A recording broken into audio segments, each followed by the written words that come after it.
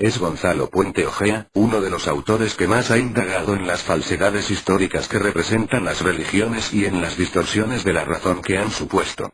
De ese modo, la historia de Jesús la califica de impresionante ficción legendaria, sustentada en el Evangelio atribuido a Marcos. Es lo que podemos describir como una sustitución del Jesús histórico por el Cristo de la fe, algo que constituye una fractura insalvable y cuyas consecuencias llegan, desgraciadamente, a la sociedad de hoy. La apologética evangélica nos ha legado volúmenes de simplificación y tergiversación, por lo que hay que atender a los textos con sentido histórico y contextualizar en las realidades ideológicas, económicas, sociales y políticas de aquellos días para tratar de restaurar un Jesús acercado a la realidad. Aunque es un poco triste señalar esto a estas alturas, todos nos hemos encontrado con personas supuestamente ilustradas que, de una manera u otra, aceptan los libros de la Biblia como fuentes historiográficas. Puede decirse que el Evangelio de Marcos es una obra que constituye un género literario original. Aunque se refiera a determinados hechos, es obvio que debe clasificarse como un documento querigmático, del griego querigma, anuncio o proclamación, es decir, un instrumento para la predicación. Precisamente, a pesar de la también presente intención historiográfica de los evangelios, los exegetas creyentes aluden a esa vertiente querigmática para tratar de justificar las numerosas contradicciones e incompatibilidades entre los diferentes textos. Por lo tanto, el Evangelio puede calificarse como un género literario de carácter histórico-teológico, cuyo propósito es certificar la autenticidad histórica y doctrinal de la figura de Jesús de Nazaret.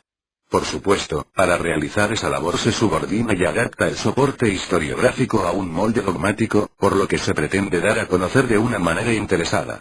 Estamos hablando de un texto que quiere inculcar una tesis teológica, la cual se profesa como una verdad revelada, que tendría dos vertientes bien diferenciadas. Proclamar a Jesús como heraldo del reino de Dios y la de la Iglesia como proclamante del Cristo resucitado.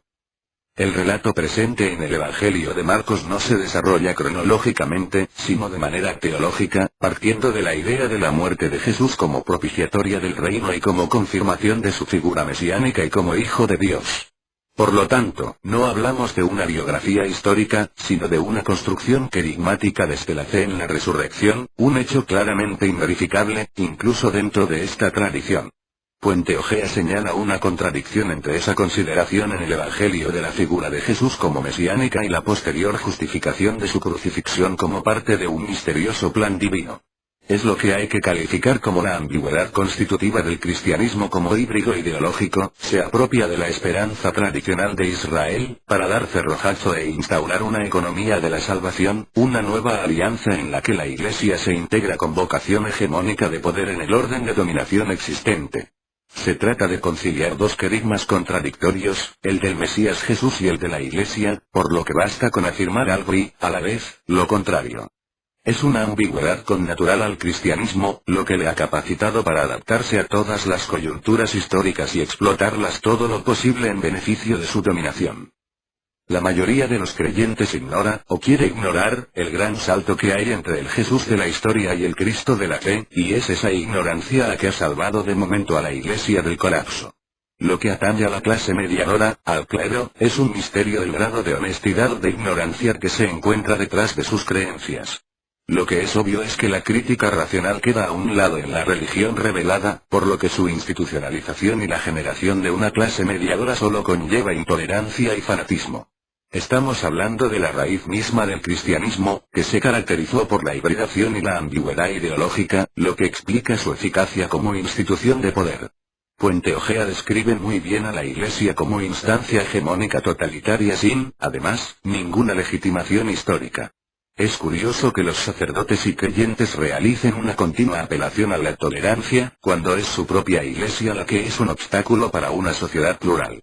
Ha sido, y es, este poder eclesiástico una forma de estabilización social mediante la legitimación de las clases dominantes y también como red de instituciones que han mantenido una doble relación con esas clases.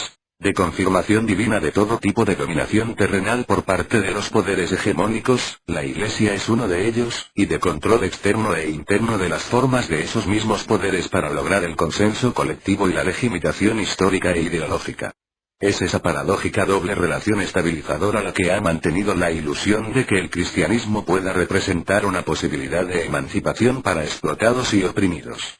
Sin embargo, una elemental información histórica nos hace comprobar que ha ocurrido exactamente lo contrario, coherentemente con el desarrollo del poder eclesiástico y con las bases doctrinales.